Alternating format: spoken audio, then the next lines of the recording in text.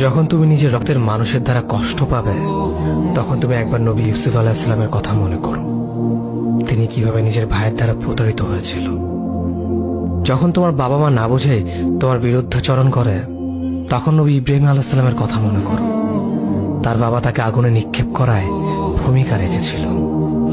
যখন তুমি সমস্যা থেকে পরিত্রাণের জন্য কোনো পথ পাবে না, তখন ইউনুস আলাইহিস সালামের কথা ভেবো। তিনি কতটা সময় তিমি মাছের পেটে আটকা পড়েছিল। যখন তোমার নামে কেউ মিথ্যা অপবাদ ছড়িয়ে দেবে, তখন মা আয়েশা রাদিয়াল্লাহু আনহার কথা মনে করো। তার নামে পুরো শহর জুড়ে কুৎসা রচনা করা হয়েছিল। যখন তুমি অসুস্থ ব্যথার যন্ত্রণায় কাতরাতে থাকো, তখন নবী আইয়ুব আলাইহিস সালামের কথা ভেবো।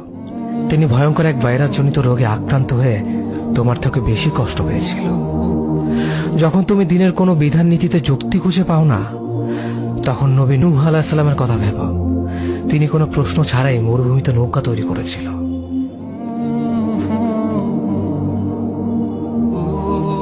যখন তুমি আত্মীয়স্বজন, পরিবার, বন্ধু বান্ধবের কাছে হাসির পাত্রে পরিণত হও, তখন তুমি শেষ নবী হযরত মুহাম্মদ সাল্লাল্লাহু আলাইহি ওয়াসাল্লামের কথা ভেবো।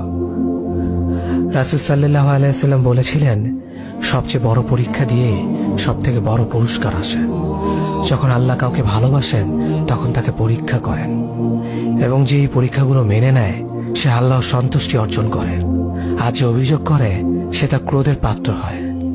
হে আল্লাহ, তোমার কথা মনে করা, তোমার প্রতি কৃতজ্ঞ হওয়ার এবং তোমার ইবাদত করার তৌফিক আমাদের দান করো। আমিন। যেভাবে তুমি সন্তুষ্ট হও, সেভাবেই আমাদের পরিচালিত করো।